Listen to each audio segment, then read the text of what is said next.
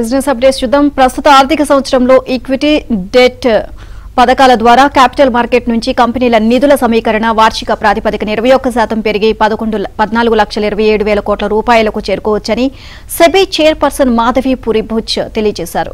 గత ఆర్థిక సంవత్సరంలో నిధుల సేకరణ 11,80,000 కోట్ల రూపాయలుగా నమోదైంది. గడిచిన 9 నెలల్లో కంపెనీలు ఈక్విటీ జారీ ద్వారా 3,30,000 కోట్ల రూపాయలు, ఇక డెట్ మార్కెట్ నుంచి 7,30,000 కోట్ల రూపాయలు కలిపి మొత్తం 10,70,000 కోట్ల రూపాయల వరకు సమీకరించాయని బుచ్ తెలియజేశారు. ఈ 3 నెలల్లో సేకరించనున్న నిధులతో కలిపితే మొత్తం విలువ 14 లక్షల కోట్లు దాటవచ్చు అని అన్నారు. గడిచిన 9 నెలల్లో క్యాపిటల్ మార్కెట్ నుంచి సమీకరించిన మొత్తంలో real estate investment trust, infrastructure investment trust, municipal బాండ్ల జారీ ద్వారా పోగేసిన నిధుల వాటా చాలా స్వల్పంగా 10,000 కోట్లకు పరిమితమైందని బుచ్ అన్నారు. కానీ ఈ సాధనాల ద్వారా నిధుల సేకరణ వేగంగా పెరుగుతోందని, వచ్చే దశాబ్ద కాలంలో ఈక్విటీ డెట్ మార్కెట్లను మించిపోవచ్చన్నారు.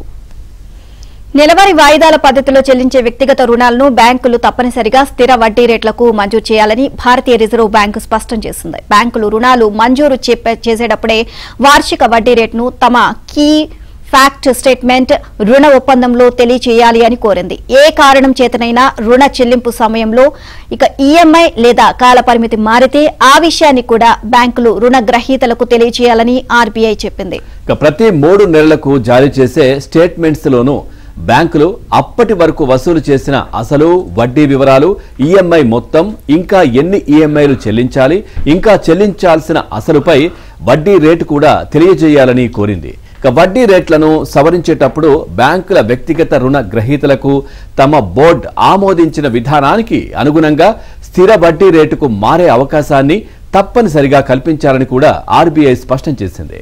చిన్న కంపెనీలకు ఇచ్చే రుణాల వినియోగంపై అప్రమత్తంగా ఉండాలని భారతీయ State Bank chairman C Srinivasulu Shetty హెచ్చరించారు. ఈ సంస్థలు అప్పులు లేదా ఈక్విటీ ద్వారా సేకరించే నిధుల తుది వినియోగంపై నిరంతర పర్యవేక్షణ ఉండాలి అన్నారు. ఇందుకోసం ఒక ప్రత్యేక వ్యవస్థను ఏర్పాటు చేయాల్సిన అవసరం ఉంది అన్నారు.